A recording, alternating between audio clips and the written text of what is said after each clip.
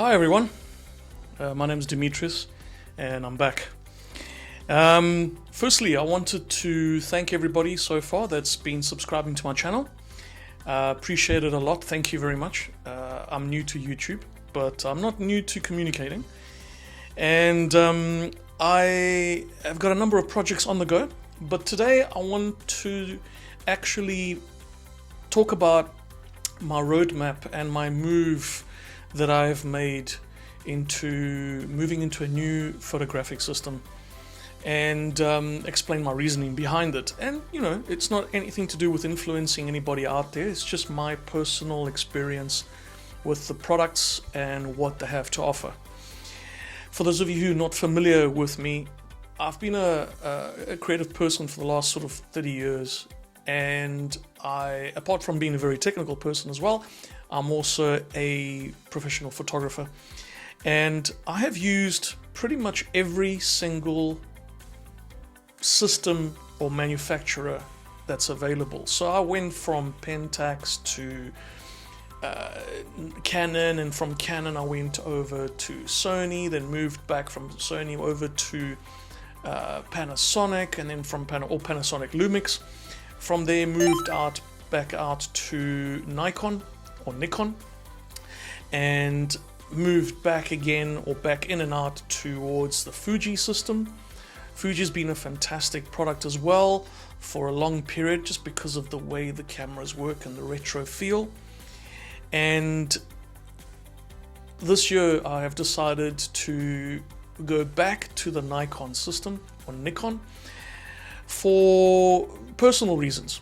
So let's talk about some of these reasons, and I'm not going to be like any of the other sort of YouTubers out there that diss or put down or let down or treat the camera manufacturers badly. I think that's actually a very bad mistake. I think a lot of you that are out there that are doing that, I think it's truly a disservice to everybody out there. For example, there are a couple of YouTubers, Jared Polin, sorry if I'm pronouncing your name wrong, the Northrops that are out there. And there's a number of them out there, which I love. I mean, I love watching their channels. I think they're fantastic people, and they've got great content. But of recently, they sort of have been bashing some of the manufacturers. Now, whether that's a personal reason or not, I don't know. I think it's incorrect. I think it's a mistake. And this is my reasoning. When you call out a manufacturer, you bring out the good and the bad. Don't just say or talk about the bad things. I think that's a mistake. Us as YouTubers have massive influence in the way people purchase products online. And we have also a responsibility to be objective. You have to be objective. Your personal wants and needs and preferences are wonderful to talk about.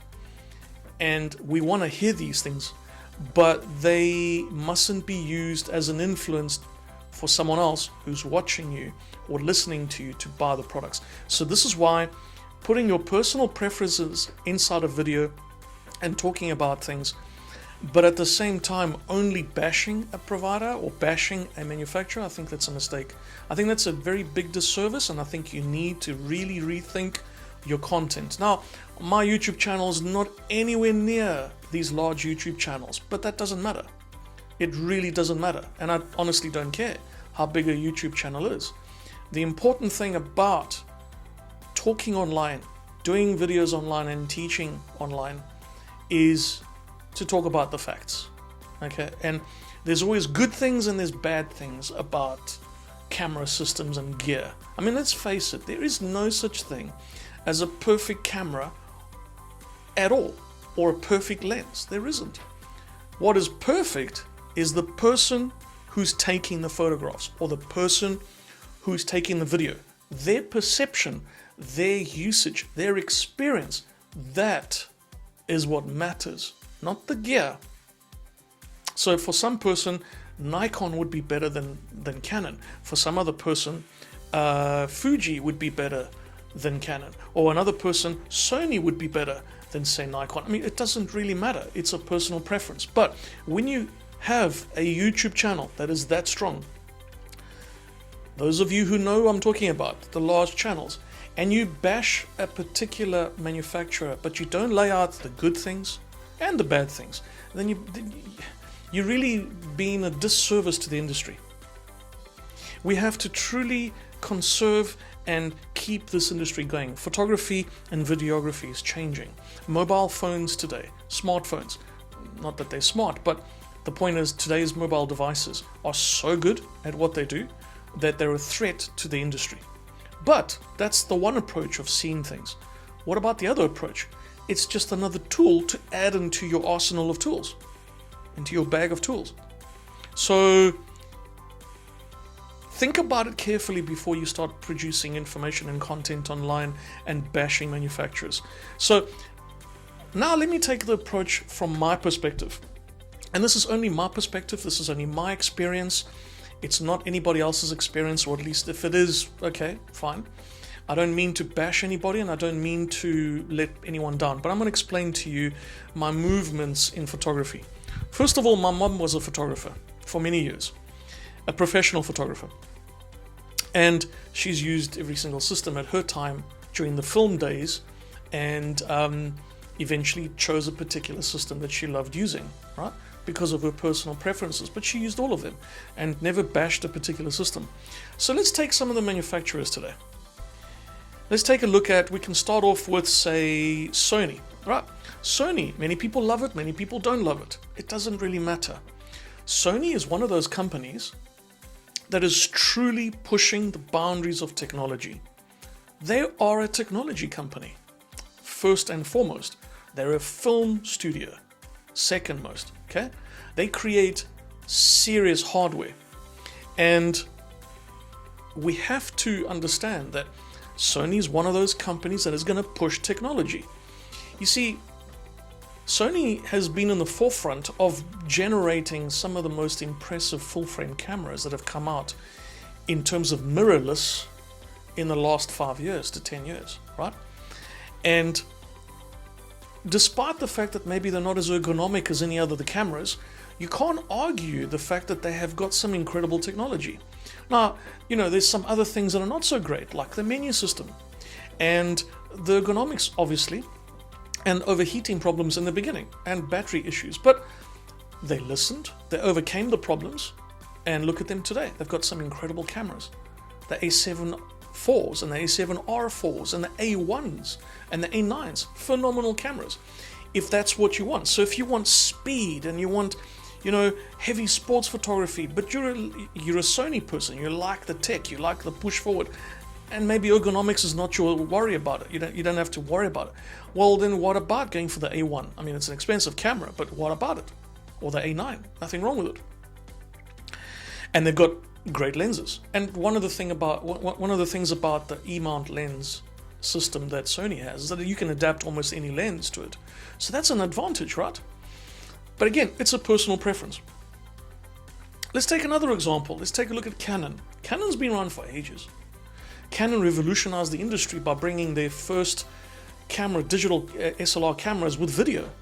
And they've pioneered autofocusing in video for a long, long time. You know, great ergonomics, great lenses. Their mirrorless movement, the movement into mirrorless, took a little bit of time. You know, let's face it, Sony gave them an absolute hiding for a long time. And it took Canon a while to get into the industry, right? In terms of the mirrorless system, getting rid of the shutter. And the mirror, basically. So the idea is, you know, Canon's done great for a long time. They stumbled along the way with a couple of cameras. The video codecs really were hampered and in some respects disabled. But they've come back and they've done really well. They've got beautiful cameras. You know, the R5, the R6s, although the video 8K was a letdown on some of those cameras because really their marketing failed. It wasn't that the cameras were bad. It's just when you market a camera that says, oh, it's going to do 8K video, but then it overheats in 5 minutes. Well, that's just bad planning, really. But more importantly, they'll overcome that. It's Canon, right? They got the money. Excuse me for bumping the microphone. It's really low here. So they got great ergonomics, great lenses, fantastic RF lenses. I mean, their lenses today are brilliant, but you know they're a little expensive. They're on the expensive side, so they kind of have a bit of non-friction entry to the market. I think it's going to cause a lot of people to wonder, oh, should we go into Canon because their lenses are expensive? Because ultimately, when you have a new system, you should go native. Having adapters and adapting lenses for a new system always works well if it's Canon or Nikon, for example, but they're not like native glass. You know, the native glass is fantastic today. But again, Canon is a personal preference. Some of their cameras work well, some of their cameras are not. They've got good things and bad things. Their video codecs on the normal mirrorless cameras are not as great as their cinema cameras, but their photography is fantastic. So it's a choice you make, right? One of my personal favorite things for Canon, apart from all the technology, is the color. The colors from Canon are fantastic. And for a long time, Canon has had very beautiful autofocus tracking, really good tracking. But, you know, Sony came along and really sort of took the mantle for a while. Now, what both Sony and Canon really lacked in terms of photography, it was really skin tonality, the tone of skin on people, and the realism behind photography. You know, the photographs can have a realism, and they can be seen as a little bit too overproductive, or what do they call it, production style photos, or they're too commercialized, maybe too toyish in some cases. So the thing is, Nikon has been the leader in this for a long time. So let's take a look at, okay, and if you want to go Canon route, you've got Canon route, you take that route, there's nothing wrong with it. Excuse me. For those of you who wanted to do a different style of shooting, so you want to go into things like, let's say, you're into crop sensors, because you want that reach, you know, you're not necessarily worried about large gear, very big devices, big lenses, you want to be able to travel easier. And still have no compromise, or very limited compromise in sort of the technology and the quality of your photographs. And that's where you land up having a really interesting divide. You have the crop sensor market, and then you also have the micro four thirds. Now, in the micro four thirds space, it's equally divided between Panasonic, Lumix, and Olympus, I think. Personally, I think Olympus has superior photography, and Panasonic Lumix has superior videography, no doubt whatsoever. And they're wonderful. I've used both systems. I've used the Olympus OM1 Mark II, and I've used, for example, Panasonic's Lumix's GH5, GH5S, and of course the GH6, which is ridiculously cool. So, but in both cases, it's a micro four thirds sensor. It's a really small sensor, so you suffer a little bit on the low light side. But it's a choice you make. It's a sacrifice you make for having a smaller system, something to carry that's less weight, less size in your bag. It's fine. It's a choice you make. You can't say that, oh, Panasonic's no good or Olympus is no good. You know, Panasonic's just created a full frame range as well, and they've done tremendously well. Their mount is a little bit difficult because they're using L mount, and L mount lenses are a bit expensive, but it's a phenomenal full frame line of products. So, you know, that's a choice you make. If you go crop sensor, pretty much Canon, Nikon, you know, all these companies have great crop sensor sort of systems. But where I would say the crop sensor market leader is Fujifilm. Okay, Fuji has been tremendous in their product ranges.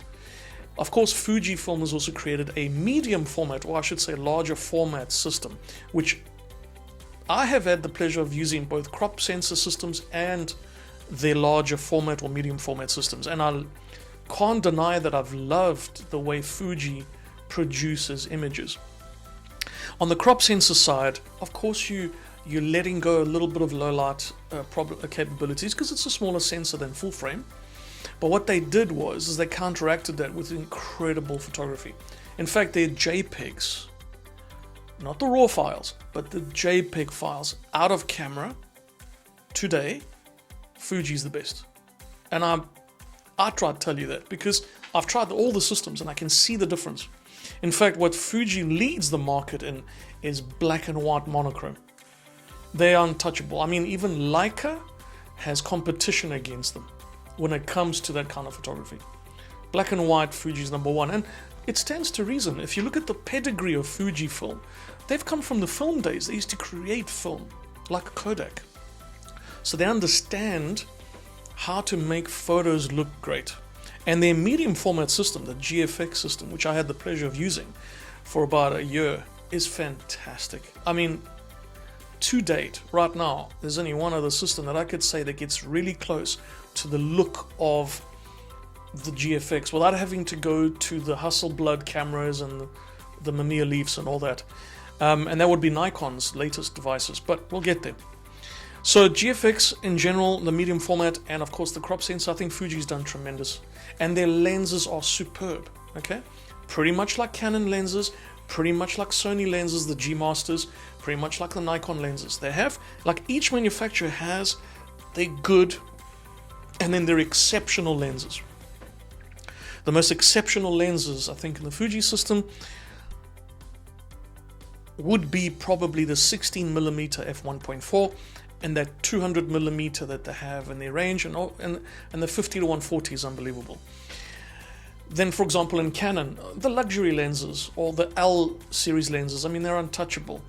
In today's mirrorless, the RF lenses are a completely beautiful system, like really stunning quality. Expensive, yes, but you get what you pay for, okay? In Sony, the G Masters, I mean, let's not contest them. The G Masters and the Carl Zeiss lenses are fantastic.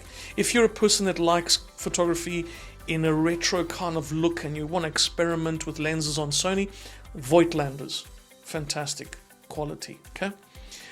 Now, moving away from the Fuji system was very painful for me. It was the last system I used, and purely because I love the retro look of the camera. Not because it's a very quick camera to shoot with, because you got all the dials, so it slows you down when you're shooting. Actually, that's kind of a good thing. If you're a sports shooter, it isn't a good thing. It's a bad thing. All right, if you're a sports shooter, you need very fast maneuvering of dials and so on to be able to quickly capture your subject. So that's why I'd say Canon and Nikon are probably the best at this. And the reason I say that is because I had the pleasure of also using the Canon's 1DX Mark IIs and 3s, and on the Nikon side I've had the pleasure of using the D5 and the D6. So, I mean, you can't beat them for speed. It's like the Sony A1. Fantastic for speed, okay? So, my move though from Fuji was a very difficult one because I had to give up a lot. Because for the first time I wanted to go back into full frame, but I wanted to pick the right provider.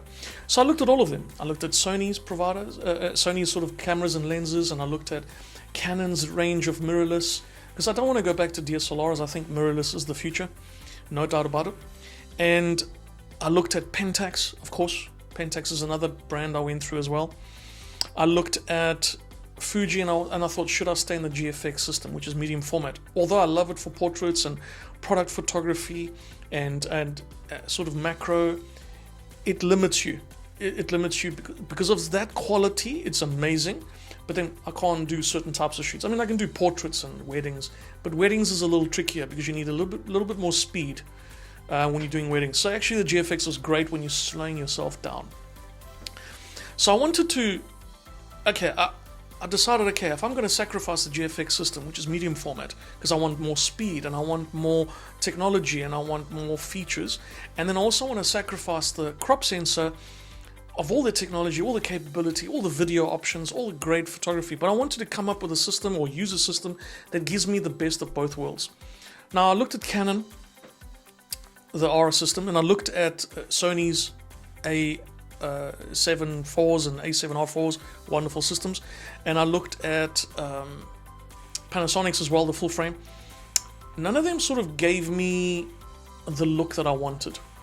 I wanted to get as close as I can to the Fuji look, but not so processed, and I also wanted to get as close to the rounded, beautiful, three-dimensional look of the GFX from Fuji, the medium format system, but without having to go and lose out on the speed and the technology and video capabilities. So then I took a look at all the cameras and I tried every single one of them, all of them, every single one. I've been experimenting now for the last 3 months. And I came to the conclusion that I wanted to have the best of both worlds. And it's just a personal decision. It's my personal decision. It's not for any other reason. I photograph anything and everything. I have had the fortune of growing up with a photographer of a mother. She taught me how to do photographs of anything and any subject.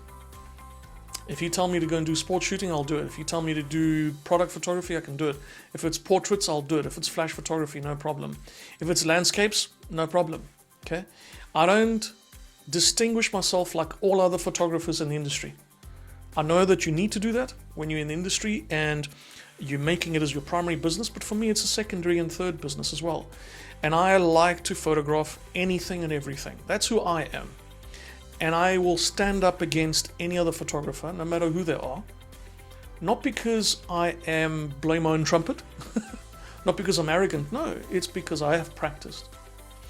Many people online, on Instagram, on Facebook, on Twitter, on LinkedIn, for example, on TikTok, on Snapchat, all these wonderful social media platforms, many people have asked me, how are you able to shoot so many different genres? And there's only one thing I can tell you: practice. Practice, practice, practice. You know, you shoot 100 photos, it's okay. You shoot 1,000 photos, better. If you shoot 10,000 photos, getting better, definitely. You shoot 100,000 photos, now you're starting to reach a particular level. Now you take that and put it in context of exactly the same subject. So in other words, you take 100 photos of the same subject, and then you take 1,000 photos of the same subject, and 10,000 photos of the same subject, and 100,000 photos of the same subject. Once you get all that practice in, it becomes second nature and you can shoot anything. So the next time I hear photographers online on YouTube saying they're going to bash this manufacturer and bash that camera and bash that camera and bash that lens, that's the biggest mistake you can ever make as a photographer, because the first thing that you got to get right is this: that must communicate with that correctly, irrespective of what gear you have. I have seen photographers take photos with disposable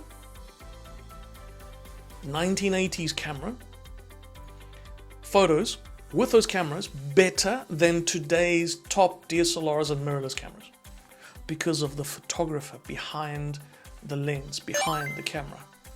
Don't let gear fool you. There's this wonderful thing called gear acquisition syndrome, GAS. So many YouTubers have this. I went through it. Heaven help me, I did. I went through it. And just because I love gear, I'm like a gear whore, I love gear. But I don't just get all the gear. I get very high quality, top of the line, and I do insane amount of research on something before I actually purchase it. But don't bash a manufacturer for no reason whatsoever when you know very well that it's up to the photographer to take the photo, not up to the gear. The gear does help, but what the gear needs to do, the camera, the lens, it must get out of your way. The camera and the lens must get out of your way. It mustn't hinder you in any way, and you got to take the photo. You got to do the video. Remember that. There's no need to bash anybody. So back to my reasoning into why I went this route.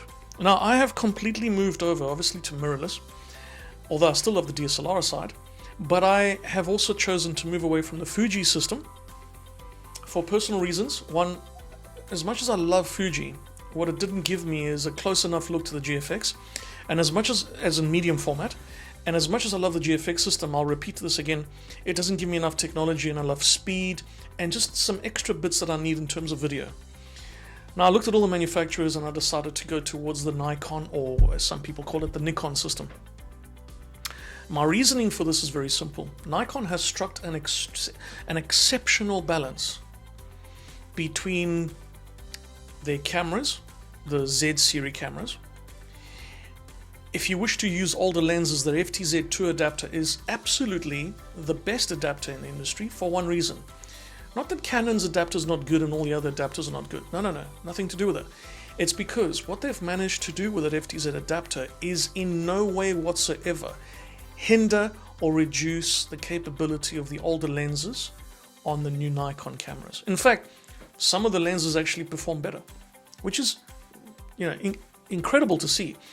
And what really ground me up the wrong way when it comes to some of the YouTubers out there, and you know who you are, you know, Jared Poland, you're one of them, and the Northrips, you another one of them, and there's many others. I'm only single you guys out because I respect you guys. I respect your channel. I still follow you, and I love your content. Some of the stuff you say is a bit weird and nonsense and stupid and wrong, but it doesn't matter. We all make mistakes. I make mistakes all the time. But, you know, when it comes to shooting with the ability of having the older lenses, they're actually outperforming really, really well compared to what they used to. And that's impressive. The other thing that also, like I said, grinds me up the wrong way is really for people to be dissing a system that has taken a long time to create. I saw this over and over and over on YouTube. Oh, Nikon is failing, or Nikon's failing as a company. They're losing money left, right, and center.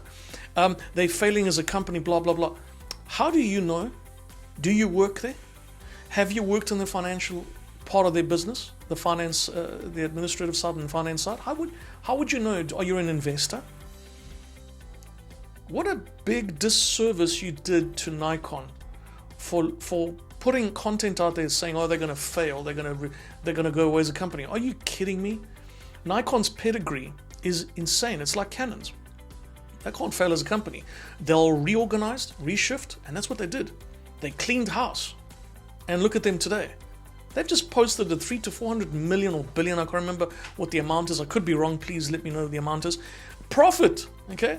And what they did is they launched their products. They weren't perfect in the beginning. The Z6 and Z7 wasn't perfect, but they did it on purpose that way. I think it was a very good stroke of genius. You know, get the camera out there, figure out all the mistakes, figure out where the problems are, soup the problems up, fix them all up, get all the firmware ready, create brand new cameras, Z6 II and Z7 II, which, sorry, they are brand new because they definitely work better than the Z6 and the Z7.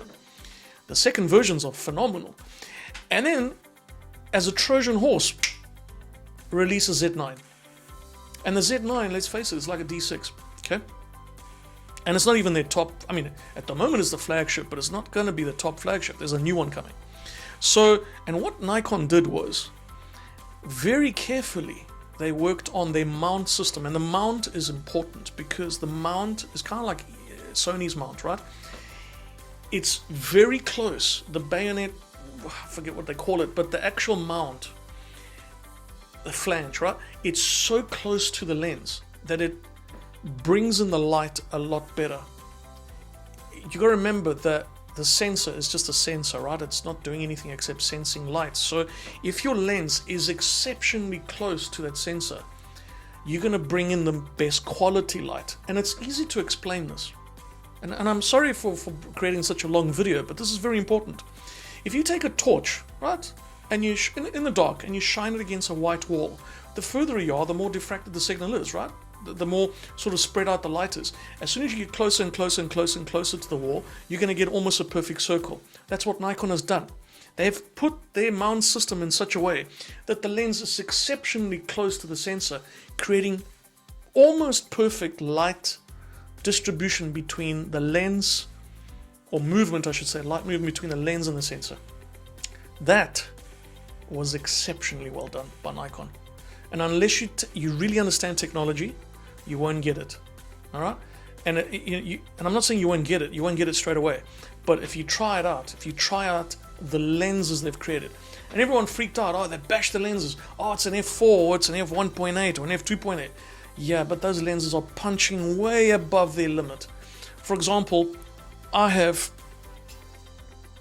the 50 1.8S over here. I have used all the 50s across the board, across all manufacturers. This little guy actually is not performing at 1.8. If I look at all the photography that I've done wrong in my entire life, thousands and thousands and thousands and thousands of photos, okay? This little guy at 1.8 is outperforming 1.2 lenses in some cases. It actually operates as 1.4. 35mm. Absolute beast of a lens when it comes to certain types of photography, like street photography, and slightly wider shots when it comes to even portraits. it's not a 1.8. It says it's 1.8, but the S line of series of lenses is punching well close to 1.4. In fact, the quality, the color rendition is so good that it reminds me of Canon's L lenses and in today's RF quality, but better. And not because the lenses are better. No. It's because the lenses are closer to the sensor because of that mount. The Z mount it's truly quite well designed. Of course, just so you know that I have the camera, here's my Z7 II. Okay, there's a Z7 II. You can see it on there. I have an 85mm on here. Okay, you can see the 85 on here. Okay, it's a 1.8. Remarkable lens. Which one is a better lens, the 50 or the 85? It really depends on your perspective. 50 is truly magical, and 85 is just another story altogether. But you know, I'm a prime lens shooter. I do love my zooms as well, but I'm mostly a prime lens shooter, and I shoot manual anyway. So why am I talking about this? Well, because my move towards Nikon was to try and get as close a look to the Fujifilm GFX rounded medium format kind of look, which is really three-dimensional and good color rendition, and then have the technology and the speed-ish and the capabilities of the Fuji crop sensor system like the X-T3 and X-T4. And Nikon does it all. So Nikon pulled a magic rabbit out of a hat. They took their time though, because everyone was freaking out. They took their time, and when they brought it out, while they were bringing out less desirable cameras, the Z6 and the Z7, they were producing this lens range, the native S-line ranges of lenses, and slyly and very carefully, very cleverly brought out a massive range of lenses, and then updated to the Z6 IIs and Z7 IIs, and then just to add the nail in the coffin, popped out a Z9, which marries the Z6 II and the Z7 II together and creates a truly remarkable system that can compete and equally compete against the Canon R3 or the R1 that will come out and against the A1 from Sony. No problems. Okay. And they worked on their firmware. And I tell you what, I have tried Fuji, and I've tried Sony, and I've tried Canon's autofocus tracking for the eye tracking and pet tracking and animal tracking and all that. Yes, they're wonderful. And I've tried the ones in Nikon, and they're on the same level. They're not as fast, but they're on the same level. And to me, you know, you don't have to be at that level of Sony and Canon if you want to keep photos. You know, there's a keeper rate, eh? It's not about how many photos you take. I mean, you can take 30 frames a second, you can take 20 frames a second, but how many of those do you actually keep? This is where you got to calculate correctly. In the Nikon, you know, you got your, I can get like 14 frames a second because I've got a grip on here. You take the grip out, you get 10 frames a second, fine. And you get the Z9, or Z9, which is ridiculous speed. So all of a sudden you're going to get Sony and Canon speed, but 45 megapixel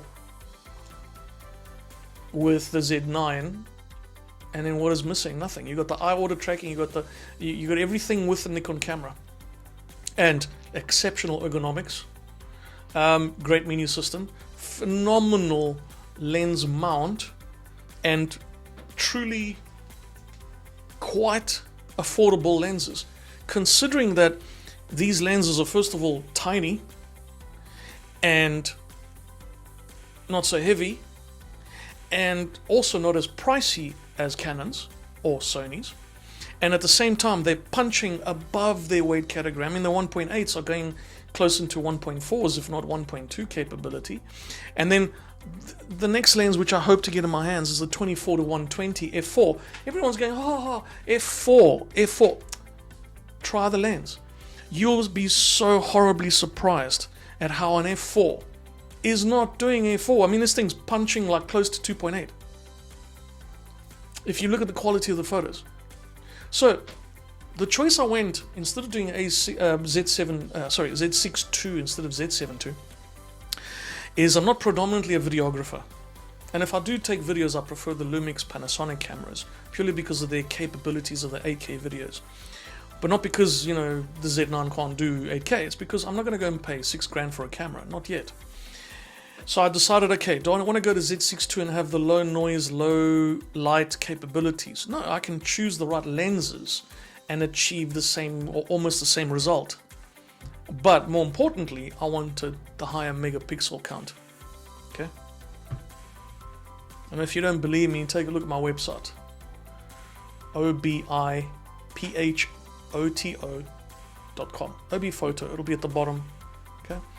Take a look at some of the images I've taken recently with a Nikon, and then you'll understand, okay? So that was my main reasoning, is to try and get as close as I can to the GFX medium format, but at the same time not compromise on the speed. So I chose the Z7 II range of cameras.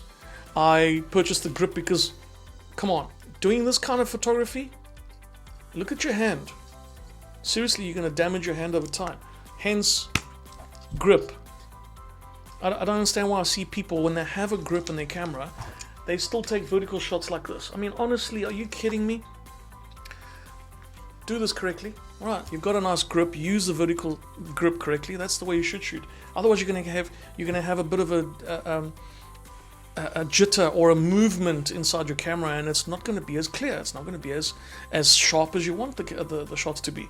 And then I chose to go prime lenses purely because I love the primes. And they're phenomenally light. They're not as big as the other lenses out there in the industry, and they punch way above their category. I mean, these 1.8s are not 1.8s. I mean, the qualities are ridiculous. And at least I can get the same kind of quality that I need, but at the same time also get enough speed that I need to do what I need to do. And I shoot all kinds of photography. So my move from Fuji has been a sad one, but at the same time a very happy one as well, because I know that I've chosen the right system in Nikon. We've had a number of firmware updates, which has added so much functionality to this camera. It's unbelievable. And I'm looking forward to what Nikon or Nikon is going to be doing in the future, because yes, the Z9 is the next camera I'll probably move to, but not yet. I'm still waiting to see what they'll do next. But I must admit, I think the Z mount itself and the lenses they've created is what is making Nikon surpass all the other manufacturers for now. And the FTZ adapter, the F mount to Z mount adapter, the version 2, truly gives you the option to put any of the older lenses on the new Z cameras, and they will perform exceptionally well. In some cases, better than they used to. So now all of a sudden, Nikon is back and is a big player, and I can definitely take this camera anywhere I want. I didn't choose Sony because the ergonomics don't work for me. Not the technology. The technology is fantastic. I chose Nikon over Canon because I think Canon's lenses are overpriced. Not because they're bad lenses, they're phenomenal lenses. Okay? But they're just overpriced. Their cameras are fine. And some of the cameras overheat, but that's a small issue. Okay? I chose the Nikon over anything to do with Fuji right now because Fuji needs to bump up to get the XH2 that's going to probably come out either this year or next year, and then hopefully the GFX will just get more and more faster, hopefully with time. I didn't go the Micro Four Thirds route because I'd rather stick to Micro Four Thirds when it comes to video. I think Panasonic has cornered that market really well, and Panasonic Lumix GH6s, GH5Ss, you know, you can't beat them for video. I think they're fantastic. So I chose Nikon because I want skin tonality. I want natural looking photos. I want rounded looking photos. I want the lens to be as close as possible to the sensor so that it creates the absolute sharpest possible photo possible, even with f4 lenses, f5.6 lenses, whatever the lenses will be. Okay, and I chose Nikon as well because their primes are small, light, it's easy to carry, and above all, if I want to take this camera anywhere I can, it's ergonomically designed to be one of the best ergonomic cameras in the world, much like Canon. Okay, if I want to go to Iceland, I can use it in Iceland. If I want to go to Dubai in the middle of the dust, I can go to Dubai and use it. Okay, and the EVF is fantastic. It's as close as possible to a global shutter, or what we call a almost like an OVF. I think they're getting really, really close. The other thing that's much better that Nikon's done is a simple little gadget over here. Where is it? On this side. If I want to swap over to video or photography very quickly, I can do it. Bang, like that. I don't have to sit there and fiddle and faff around with keys and numbers and all kinds of stuff. You know, it's just a quick in and out, in and out. And of course, Nikon has put on the famous Fuji little display screen on here, which is great because it adds everything that Fujifilm has, the capabilities and color tonality that Canon has, the speed and autofocus tracking that Sony has, but just about. Let's face it, Sony is particularly good, although I have to admit the autofocus and eye tracking is definitely the best in Canon. But then the number of photos you can keep, as in keepers, Nikon definitely wins this. Again, it's the type of shooting, right? Depends on your shooting that you do. So Nikon has kind of like the best of everything, as in like the overall,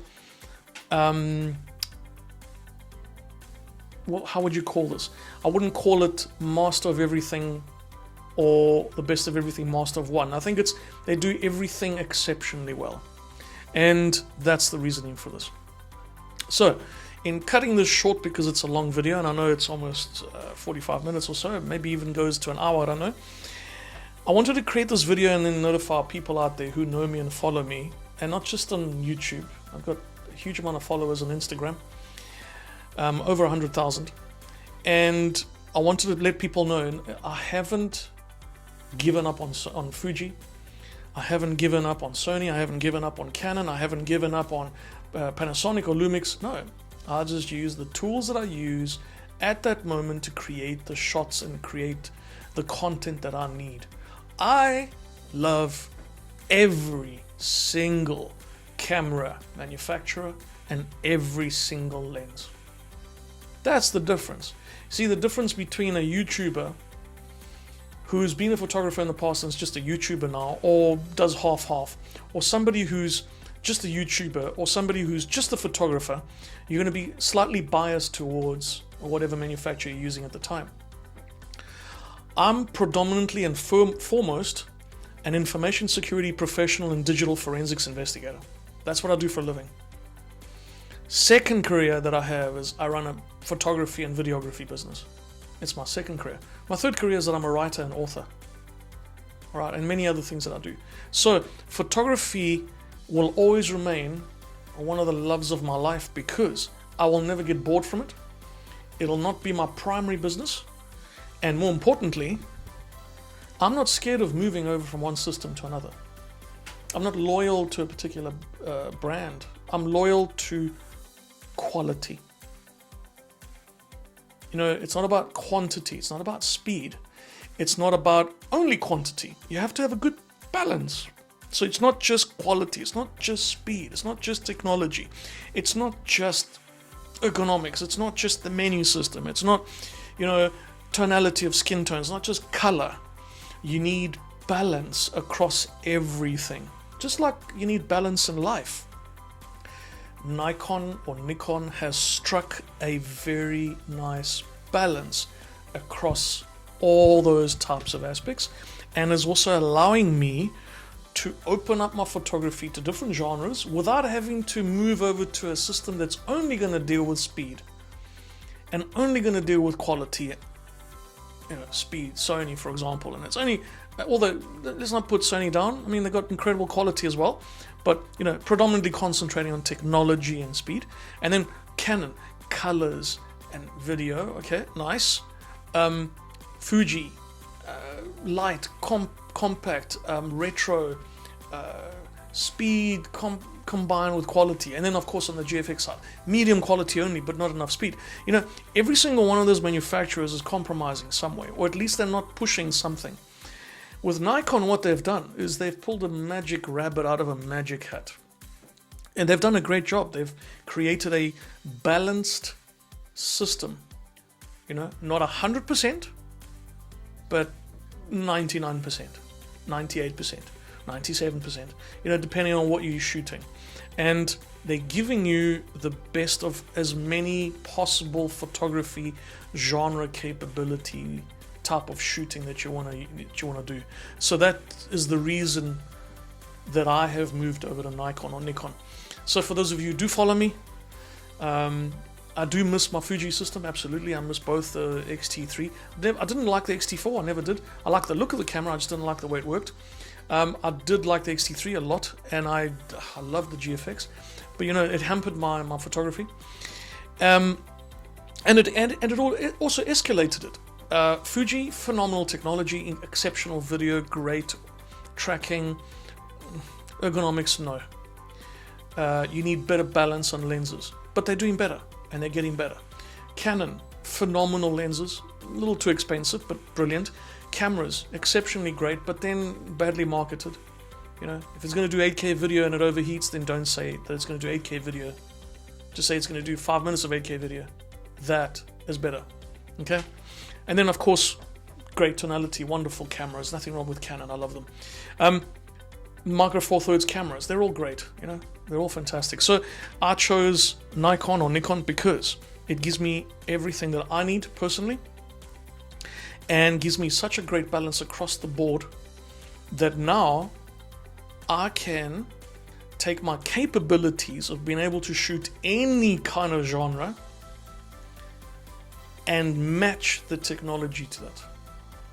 Because that's what I've been facing in the last 7 to 10 years, and that is moving from one manufacturer to another. I haven't been able to get a system that can match my capabilities technically. Creatively, no problem, they're all wonderful, but technically, to match your creativity is not easy. So you got creativity and you got technology. Well, Nikon has married the two together, and they've done a great job. And congratulations to everybody at Nikon for putting your heads down and pushing forward and not listening to all the people out there, you know, about their bad things that are happening, because, you know, that's what happens. People like to talk bad about different things. Nothing wrong with it. Everyone is rightfully able to have an opinion. But the main thing what you did is it's proof in the pudding. You know, it's not about talking. It's about doing. And you've done a great job, and I'm impressed. Pretty much like Fuji with the X-T3s and X-T4s did a phenomenal job in their cameras. Like the GFX, they broke the mold and created medium format or large format cameras that are tiny cameras, smaller than this in medium format, which completely blow away every single other medium format that has ever come out because of what it can do in that small package. Look at Sony and doing great technology and great sort of lenses, but more importantly, pushing the boundaries of autofocus and AI and all that. I mean, wonderful cameras. And then looking at Canon and how it's, you know, pushing forward in lens technology and pushing forward in color and getting that video out. Even though it's got problems and 8K's got issues, this is what happens, right? You got to fail a few times to succeed. I mean, Nikon had to fail a few times, and look at them today. They got a Z6 II, phenomenal low noise, incredible video capability kind of camera. They've got and decent megapixels. They've got a Z7 II, which is 45 megapixels and reasonable amount of speed, but phenomenal auto tracking as well. Great camera, maybe not so great as the Z6 II in video, but good enough. And then the Z9, which pretty much takes those two, marries them together and creates an insane result out of a camera. So what else do you need? But more importantly, you have a lens range that allows you to remain light when you're traveling. It allows you to remain carrying smaller backpacks, smaller bags basically to carry your gear. The weight, the size, but without compromising the sensor size, without compromising quality. In fact, boosting quality to the point where, you know, you get shocked with the quality. I mean, I'm blown away by what Nikon has done with the quality of these lenses. And it's not just the camera. The camera's a camera. You can replace cameras, but lenses are where the trick is, because that is an extension to your eye. Okay? The camera does all the processing. It's a computer. It's just a CPU with some RAM, a sensor, and some memory cards, and processing capability with a motherboard and a bus system. Okay? This is what does the work. Okay? But this is what begins everything. And without practicing, without becoming a better photographer and trying all kinds of photography, You cannot in any way have the right or any reason or any leg to stand on when you're bashing other photographers or other manufacturers of cameras, gear, or other lenses or cameras, because you just don't have a leg to stand on. So I wanted to rant on this video because I've been seeing a lot more in the last year of people that have had great channels, and I've followed them really daily basically, where they've changed their philosophies, changed their approach, changed the way they do things, and they've become part of the system. They have become, I don't like the word shills because that's stupid, okay? They've become people that have not lost the plot, but forgotten what was the reason in getting into photography or videography in the first place. And that is for the love of photography, for the love of the quality of the photos, for the love of freezing time, for the love of the gear and how great the gear is. And we are blessed today. Today, cameras and lenses are at such a level that you're blessed for choice. I mean, you can pick any one of those systems and you know you're going to produce good photography and good videography, as long as you're good at your craft, as long as you're good at practicing. Anything you do, you've got to practice at it. There's no such thing as a free lunch, and there's no such thing as, oh, you are a Rembrandt in photography. No, it takes a lot of time to come up with a great shot. I'll give you an example. I've taken approximately 7,000 photos of the moon. Yes, our moon. And I have received a few awards for a few of my photos.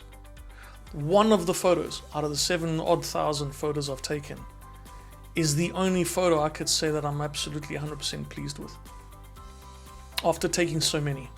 Not because I figured out my settings, or I used the right camera system, or I used the right lens, or no, it was a combination of everything. Quality of the camera gear, quality of the lenses, practicing so many times so that you get the feel of what you're trying to take. You understand the subject, the right time of the night, the right time of the year, the right balance between how you feel that day and how you're shooting. It makes a massive difference. You won't believe how you feel comes across in your photography. You just don't realize it until you really think about it. And yeah, it's all about practice. So for those of you out there who are taking photographs on a phone, nothing wrong with it, but practice, experiment, use the device in a different way. Turn the phone upside down, take photos in a different way, right? Practice. If you want to move from smartphones, you move to the next camera system. Pick a choice. You've got micro four thirds, beautifully light systems, okay? Heavy, no, they're not heavy. Technologically advanced, very, okay? You've got crop sensor cameras, which give you that extra edge, extra light, extra speed. Great systems that are out there, all right? You've got Panasonic, Olympus, and the micro four thirds. You have Pentax as well. Then you've got Fuji systems and crop sensor. Then you've got Canon and crop sensors. Right. You've got Nikon and crop sensors. Right. Then you've got full frame. Oh, well, you've got Panasonic now in full frame. You have Sony that has led the mirrorless market for a long time in full frame. You have Canon in full frame, which there's a pedigree. There's a massive amount of years and lenses in the pedigree of Canon when it comes to full frame. Nikon in full frame. Massive pedigree in lenses and cameras. Okay. And then, of course, you've got medium format if you want to go that route and shoot slowly and you only got certain types of photography. Go for the GFX system. If you really have a lot of money, go for the Hasselblad. I mean, if you want to spend that money, go for it. But you're not going to get a massive advantage. If you stick with the GFX, you'll be fine. So you have such a wonderful amount of gear and manufacturers and designs and lenses that we're spoiled for choice today. So I want to end off my video today with one thing.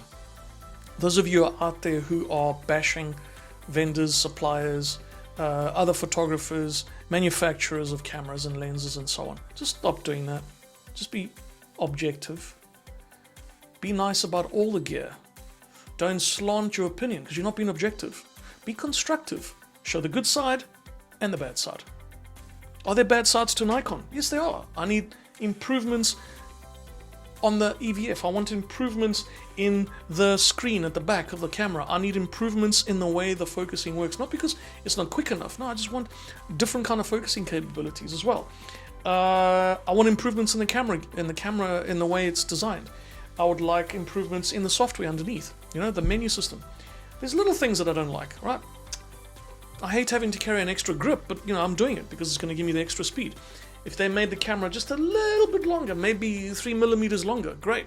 But then it's because of my hands. If it was another person with smaller hands holding the camera, they'd love it. Everyone wants improvements in life. Nothing wrong with that. That's why we have these camera manufacturers going back to the table and building things better. Don't bash them for that. Congratulate them. Congratulate them for that. Because they're listening to everyone. And all of them are wonderful. Every single one of the manufacturers has a thing.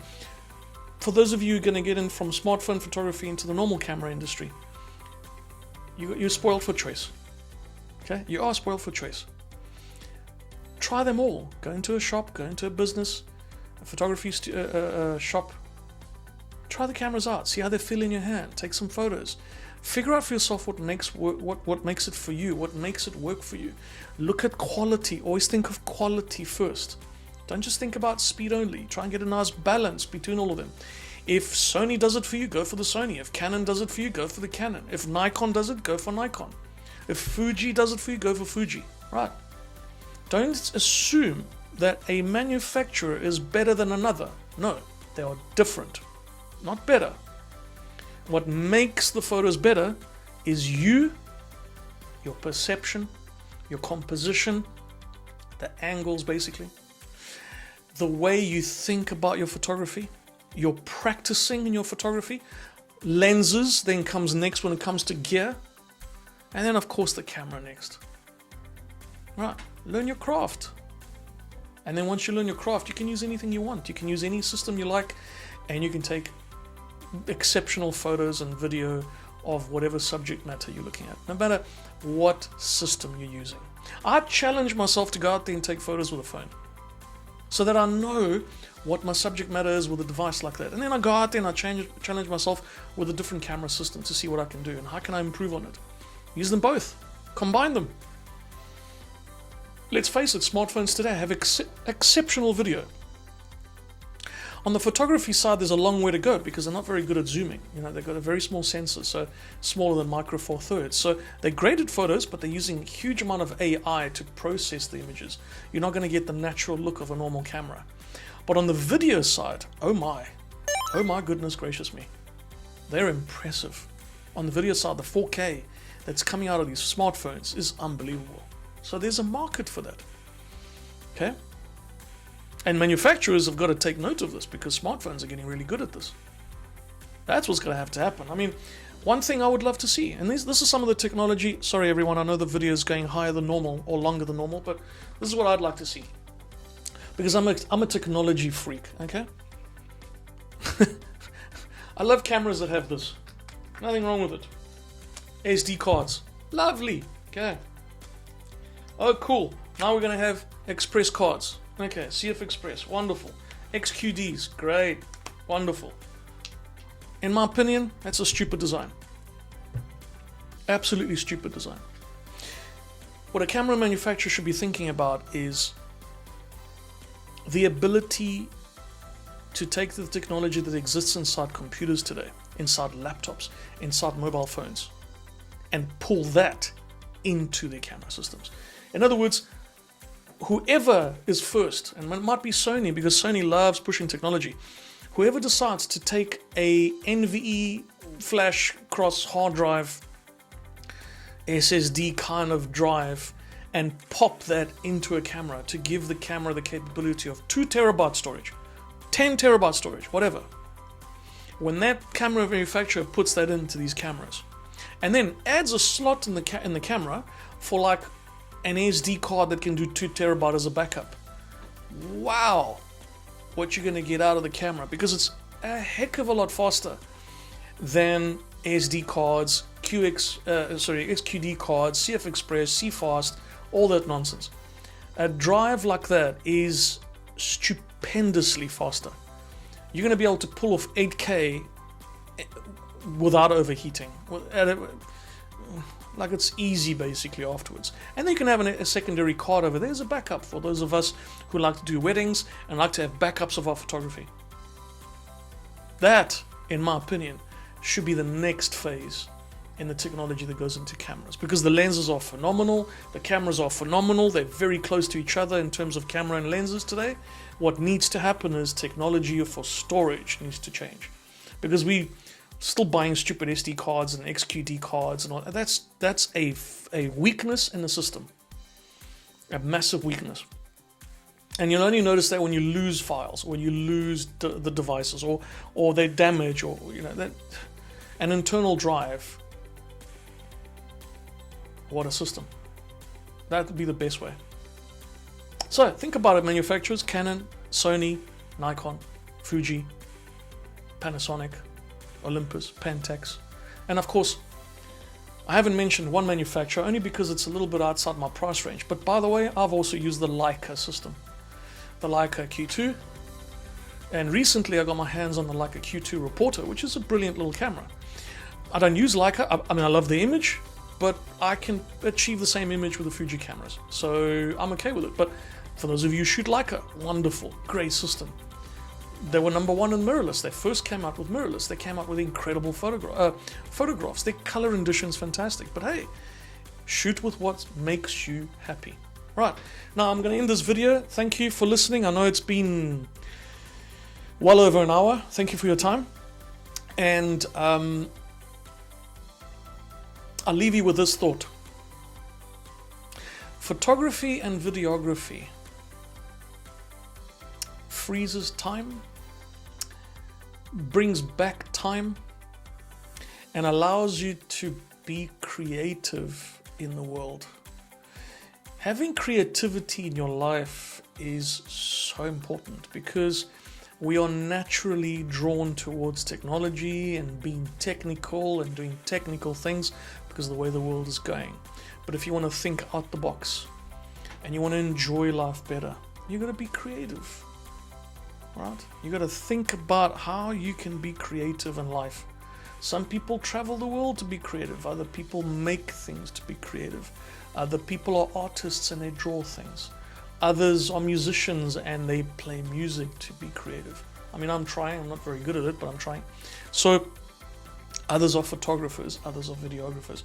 The more creative you are in your life, the happier you will become as a person. Because it's a wonderful thing to create something. It takes time. It takes patience, love, expression, passion, okay? And just above all, enjoy it. Absolutely enjoy it. And those of you who are online on YouTube and you're getting into the industry and you're learning new things, learn from these YouTubers that are out there. Everyone has something wonderful to say. Everyone has knowledge. Subscribe to all of them. Don't differentiate. Get little bits from everybody. Some people, go out of their way to be a bit more helpful.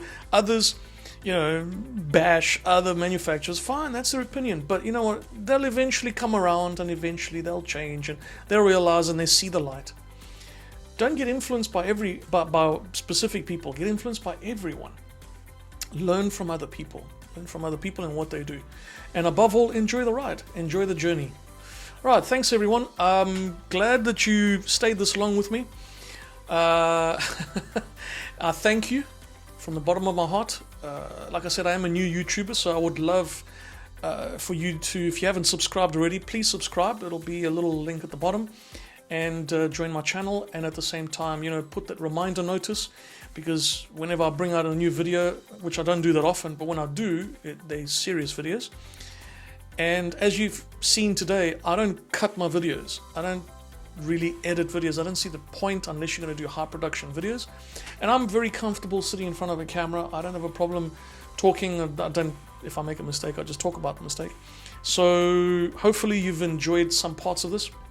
And for those of you who do follow me, now you know the reason why I've moved over to the Nikon system. So look out for the new types of photography that I'm going to be doing.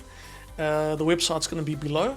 And you can also find me on Facebook, and you can find me on Instagram. And thanks everyone for your time. and be well.